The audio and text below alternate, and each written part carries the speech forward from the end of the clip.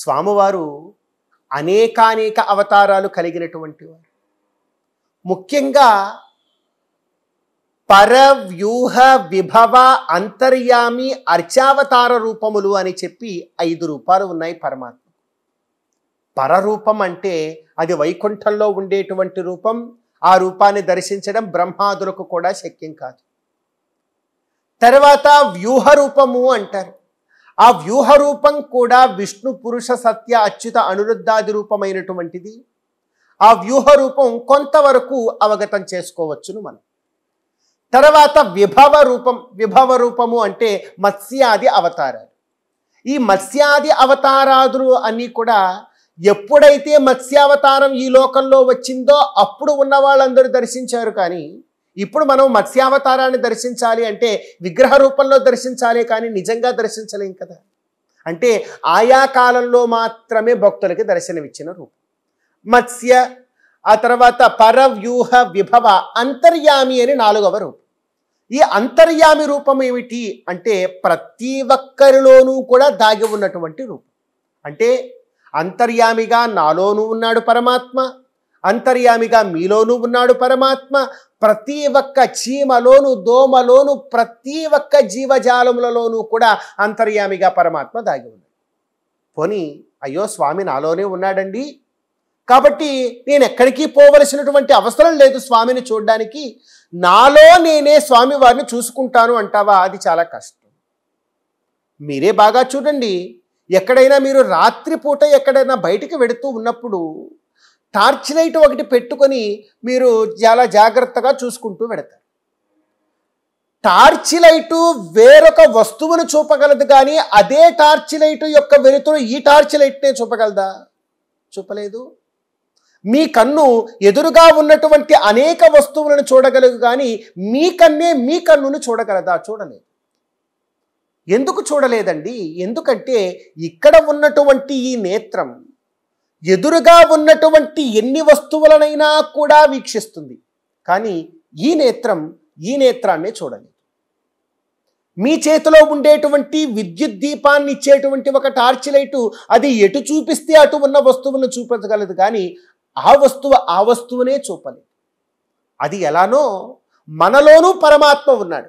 మనలో ఉండేటువంటి పరమాత్మ ఎలాంటి వాడు అంటే కన్ను అనేటువంటి ఒక ఇంద్రియానికి చూపు అనేటువంటి శక్తి ఎలానో మనిషి అనేటువంటి వీడికి చైతన్యం అనేటువంటి శక్తి లోపల ఉన్న పరమాత్మ ఈ చైతన్యము ఆ చైతన్యాన్నే చూపలేదు.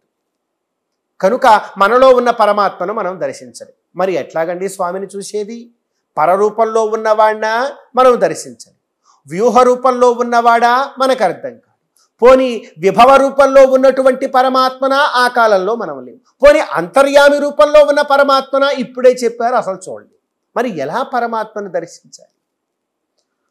అలా దర్శించలేనటువంటి మనలాంటి వారి కోసమే పరమాత్మ అర్చావతార రూపము అని చెప్పి ఒక రూపాన్ని ధరించారు. అర్చావతారము అంటే సకల మనుజ నయన విషయతాంగతో మూర్తి విశేష అంటారు. అంటే సకల మనుజులకు కూడా నయన విషయతాంగతమయ్యేటువంటి మూర్తి విశేషం, కంటికి కనిపించేటువంటి రూపం. నిజంగా కంటికి కనిపించే రూపం తిరుమల దివ్యక్షేత్రమే కదా. అందులోనూ కూడా తిరుమల దివ్యక్షేత్రం ఒక విశేషం ఉన్నదండి. ఒక తిరుమల దివ్యక్షేత్రంలో మాత్రమే ఉన్నటువంటి ఒకనొక గొప్ప విశేషం ఏమిటంటే ఇది స్వయం వ్యక్త క్షేత్రం. అంటే స్వయంగా పరమాత్మయే విగ్రహ రూపం దాల్చినటువంటి క్షేత్రం. అంటే మన గ్రామాల్లో ఉండేటువంటి ఆలయాలు తీసుకుందాం. ఆ ఆలయాలు ఎవరో ఒక శిల్పి ద్వారా చెక్కబడినటువంటి ఒకనొక విగ్రహాన్ని తీసుకొని వచ్చి సంస్కరించి మంత్రపూతంగా ప్రతిష్ఠ చేస్తే అప్పుడు మనం ఆరాధనలు చేస్తాం. మరి తిరుమల దివ్యక్షేత్రంలో ఏ శిల్పి ఆ శిల్పాన్ని చెక్కాడు? ఏ మహర్షి ఆ చెక్కినటువంటి ఆ శిల్పాన్ని ప్రతిష్ఠించాడు? ఎక్కడా కూడా లేదు. తిరుమల దివ్యక్షేత్రం ఎలాంటిదంటే స్వామివారు తానే స్వయంగా శిలా విగ్రహ రూపంలో మారిపోయినటువంటి క్షేత్రం. దీన్నే స్వయం వ్యక్తము అని చెప్పి పిలుస్తారు. అందుకే ఆగమశాస్త్రం ప్రకారం ఆలయాల గురించి చెప్తారు, స్వయం వ్యక్త దివ్య ఆర్ష మానుష అని చెప్పి. అంటే స్వయం వ్యక్తము అని అంటే స్వామివారు తానే స్వయంగా విగ్రహ రూపంలో వచ్చినటువంటి క్షేత్రం. దివ్యము అనంటే దేవతలు ప్రతిష్ఠించినటువంటి క్షేత్రం.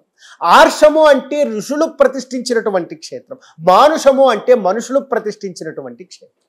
మన ఆ గ్రామాల్లో ఉండేవన్నీ కూడా మానుష ప్రతిష్టలైతే, శ్రీరంగాది దివ్యక్షేత్రాల్లో ఉన్నవి దివ్యములైతే, ఒక తిరుమల దివ్యక్షేత్రం మాత్రమే స్వయం వ్యక్త క్షేత్రం, ఏకైక క్షేత్రం. అందుకే అంటారు, వెంకటాద్రి సమం స్థానం బ్రహ్మాండే నాస్తి కించన, వెంకటేశ సమో దేవో నభూతో నభవిష్యతి అని అంటారు పెద్దలు.